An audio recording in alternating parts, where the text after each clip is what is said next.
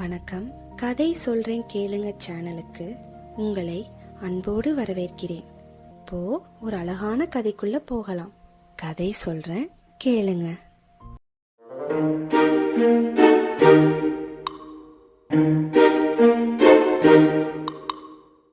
அன்னைக்கு ஒரு நாள் ஞாயிற்றுக்கிழமை, அதுவுமா சுந்தரம் வீட்டுல ஒரே பரபரப்பு. மகள் காவியாவை பார்க்க மாப்பிள்ளை வீட்ல இருந்து வராங்களாம். கிச்சன்ல பார்த்தா பஜ்ஜி காஃபின்னு ரெடி பண்ணிட்டு இருந்தாங்க. ஆனா எல்லாருக்கும் ஒரு பயம் இருந்துச்சு.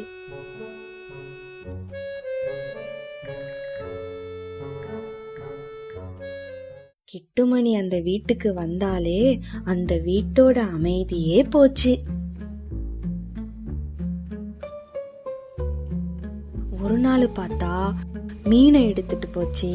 இன்னொரு நாள் சோஃபாவுல தவுலொத்தா படுத்து இருந்துச்சு.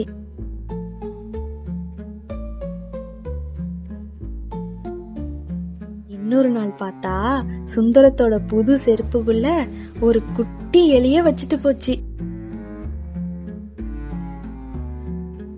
அதனாலேயே சுந்தரத்துக்கு கிட்டுமணிய பார்த்தாலே கோபம் வரும். இன்னைக்கு மட்டும் இந்த பூனை வீட்டுக்குள்ள வந்துச்சுன்னா அவ்வளவுதான் அப்படின்னு சுந்தரம் சொன்னான்.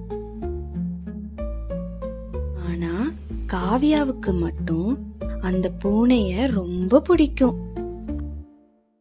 அவ தினமும் அதுக்கு சாப்பாடு வைப்பா. கிட்டு அவ சொல்றத மட்டும் கேக்கும்.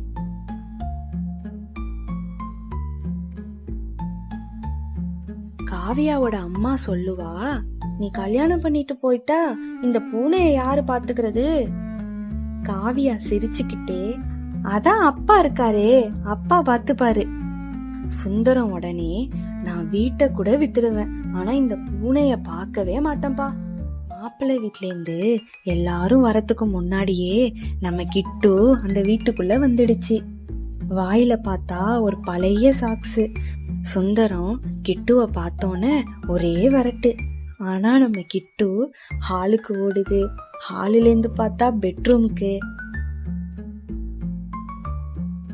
அத பிடிக்க சுந்தரம், லட்சுமி, காவியா 3 பேரும் வீடு முழுக்க சுத்துறாங்க. கடைசியா கிட்டுவ ஒரு பாஸ்கெட்குள்ள வச்சு கொல்லப்புறத்துல மூடி வைக்கிறாங்க. சுந்தரம் கடுமையா எச்சரிக்கிறாரு, யாரும் இத திறக்கவே கூடாது. அதே நேரத்துல மாப்பிள்ளை வீட்ல இருந்து எல்லாரும் வந்துட்டாங்க. மாப்பிள்ளையோட பேரு விக்ரம். மாப்பிள்ளை ரொம்ப ஸ்டைலிஷாவும் இங்கிலீஷ் கலந்த தமிழ்ல பேசினாரு. ஒவ்வொரு விஷயத்துக்கும் ஒரு பெரிய எக்ஸ்பிளனேஷன் கொடுத்தாரு. அவரு சொல்றாரு, ஆக்சுவலி எனக்கு அனிமல்ஸ்னா ரொம்ப பிடிக்கும். காவியாவுக்கு உடனே சந்தோஷம் தாங்கல. சுந்தரம் பெருமையா, எங்க வீட்லயும் ஒரு பூனை அடிக்கடி வருமாப்ல. விக்ரம் உடனே முகம் சொல்லிக்கிறாரு, எனக்கு தெருவில் உள்ள பூனைகளை பார்த்தாலே பிடிக்காது, நான் அதை டாலரேட் பண்ணவே மாட்டேன். சுந்தரம் உடனே, எனக்கும் பிடிக்காது மாப்ள. அப்போ கொல்லப்புறத்துல இருந்து கிட்டு பாஸ்கெட்ட உள்ள இருந்தே தள்ளிக்கிட்டு இருக்கு. எல்லாரும் அந்த சத்தத்தை கேட்காத மாதிரியே இருக்காங்க. காவியாவுக்கு கிட்டுவ அங்க அடைச்சு வச்சிருக்கிறது ரொம்ப கஷ்டமா இருக்கு. அவ மெதுவா கொல்லப்புறத்துக்கு போய் பாஸ்கெட்ட திறந்து விடுறா. கிட்டு வெளியே போ, வீட்டுக்குள்ள வராத. கிட்டு அவளை பார்த்துட்டே காம்பவுண்ட் வால் பக்கம் நடக்குது. காவியா நிம்மதியா உள்ள வரா. ஆனா நம்ம கிட்டு கிச்சன் விண்டோ வழியா மறுபடியும் வீட்டுக்குள்ள வந்துருச்சு. அது யாருக்கும் தெரியாம டேபிள் கீழே உட்காருது. காவியாவோட அம்மா பஜ்ஜி பிளேட்டை எடுத்துக்கிட்டு வரும்போது அந்த பூனை அவ காலில உரசுது.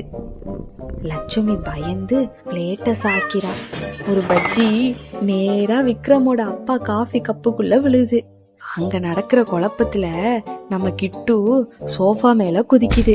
விக்ரம் பயந்து எழுந்து, ஓ மை காட், கேட் அப்படின்னு காவியா பின்னாடி ஒளிஞ்சுக்கிறாரு. நம்ம கிட்டு பயந்து கர்டைன் மேல ஏறுது.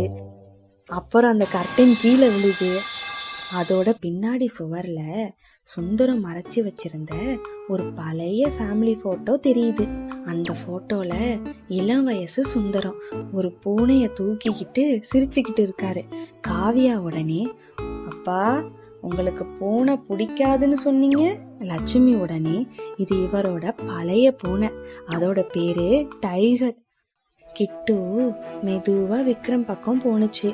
விக்ரம் யாரும் பார்க்கலன்னு நினைச்சு அத காலால தள்ள பாக்குறான். ஆனா காவியா அத பாத்துடுறா. காவியா அமைதியா கேக்குறா, உங்களுக்கு தான் அனிமல்ஸ்னா ரொம்ப பிடிக்கும்னு சொன்னீங்களே. விக்ரம் சிரிச்சுக்கிட்டே, நான் பெட்ஸை தான் சொன்னேன், இந்த மாதிரி ஸ்ட்ரீட் அனிமல்ஸ்லாம் சொல்லல.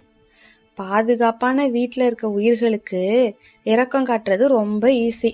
இந்த மாதிரி அனிமல்ஸுக்கெல்லாம் இரக்கம் காட்டணும்னு வச்சுக்கோங்க, இப்படிதான் ஆகும் அப்படின்னு விக்ரம் சொன்னான். விக்ரமோட அம்மா பேச்ச மாத்த ட்ரை பண்றா. ஆனா காவியா தெளிவா சொல்றா, அப்பா இந்த மாப்பிள்ளை எனக்கு வேண்டாம்ப்பா. மாப்பிள்ளை வீட்டிலேருந்து எல்லாரும் கோபமா கிளம்பிட்டாங்க. வாசல் மூடினதும் சுந்தரம் கிட்டுவ முறைச்சு பார்த்தான். நீ வந்ததுலேருந்து தான் இந்த வீட்டுல அமைதியே இல்ல. கிட்டு ரொம்ப பயந்து போய் அவரோட செருப்பு பக்கம் உட்காந்துச்சு. காவியா சிரிச்சுக்கிட்டே, ஆனா அப்பா இன்னைக்கு கிட்டு ஒரு உதவி பண்ணிருக்கு. அவர் மெதுவா கீழே குனிஞ்சு கிட்டுவ தூக்கினாரு.